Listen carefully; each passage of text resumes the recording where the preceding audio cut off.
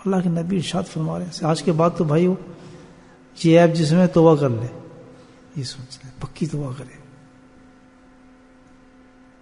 دو غزات بھی سن رہے ہیں اس بات کو، بہت اہم بات ہے یہ. خدا نہ خواستہ اس ایپ کے ساتھ آدمی مر جائے تو بہت بڑا شر اس کو. پکا کانوں کا ہاتھ لگا لیجیے، کوشش ہو جائے دنیا، ہمیں ضرورت ہی نہیں کسی کی بات منہ پہ لانے کی ضرورت ہی نہیں، اچھی ہو بری ہو ہمیں کیا ضرورت ہے، بس پکا وعدہ کر لے اپنے ساتھ. قسم کھا کہتا ہوں کہ یہ سمجھ لیں کہ 80 سے زیادہ بھی زیادہ گناہوں سے آدمی بچ جائے گا. ہوتی گناہ سارے یہ جب سے شروع ہوا نا انلمیٹڈ میسج اور انلمیٹڈ کال، اس نے بڑا کام خراب کیا ہے. اب بات تو ہوتی نہیں ٹیلی فون پہ کرنے کے لیے، کوئی بات ہے کتنی ہوگی، السلام علیکم کیا حال ہے، ٹھیک ٹھاک ہے. اس کا پتہ چلا آپ کو کیا ہوا، میں تو آپ کو یہ بتانا نہیں چاہ رہا تھا، یہ بتانا نہیں چاہ رہی تھی، لیکن کیا کریں فری ہے نا فون، اور جیب میں فون رکھا ہے، وقت گزاری ہے، یہاں پیسہ پوسا کھانا پینا سب لگا ہوا ہے، انسانوں کا عیاشی میں لگے ہیں. ان غریب ملکوں کو دیکھو جا کے کیا حال ہے دوسرے ملکوں کے اندر. تھوڑی نظر مار کے دیکھیں آپ دنیا کی طرف، عالم اسلام پہ دیکھیں، روحنے کے مسلمان کو دیکھ لیں آپ.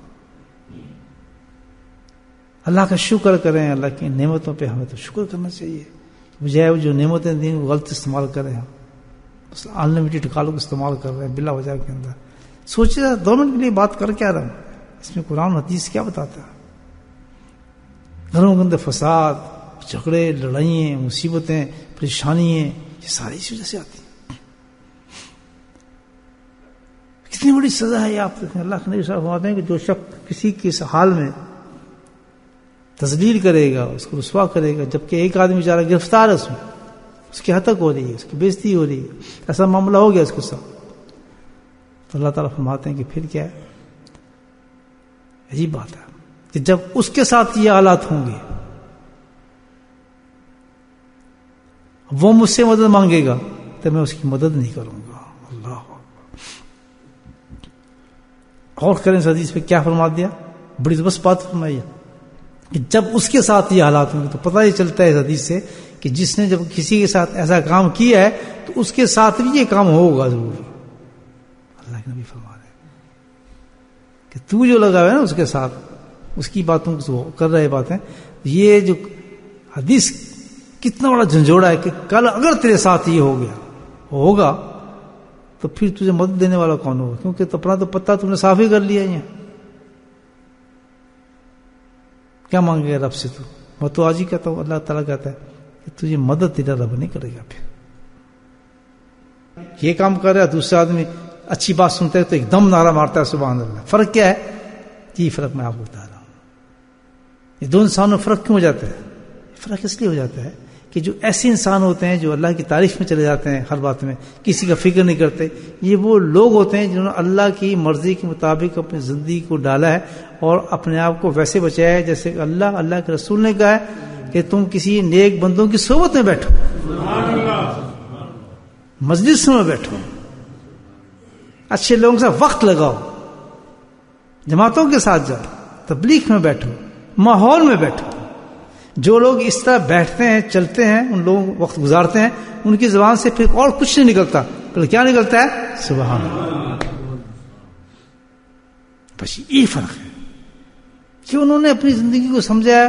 وہ ایک ہر آدمی کمزور ہے، گناہ گار ہے، لیکن انہوں نے ایک سٹیپ اٹھا کے ایک اس علاج کو لے لیا جو اللہ کے نبی نے بتایا، قرآن نے بتایا کہ تم کیا کرو، اگر تقوی اختیار کرنا چاہتے ہو، نیک بننا چاہتے ہو تو کیا کرو، سچوں کے ساتھ بیٹھ جاؤ، بس وقت ان کے ساتھ گزارو، قصہ ختم. کیونکہ اللہ نے ایک انسان کے اندر نیچر یہ رکھی ہے کہ جس صحبت میں بیٹھتے ہیں وہ رنگ چڑھنا شروع ہو جاتا ہے، بس پہ رنگ چڑھنا شروع ہوتا ہے. ظاہر اللہ کے ذکر میں آپ آ کے بیٹھیں گے تو وہاں وہی باتیں سیکھیں گے جو ذکر والی باتیں ہوں گی. وہاں کلمات سیکھیں گے، درود شریف سیکھیں گے، اچھے اچھے کلمے سیکھیں گے، اور ایسی ایسی نورانی چیزیں سیکھیں گے جس کا ڈائریکٹ انسان کے اندر جاتا ہے، نور پیدا ہوتا ہے.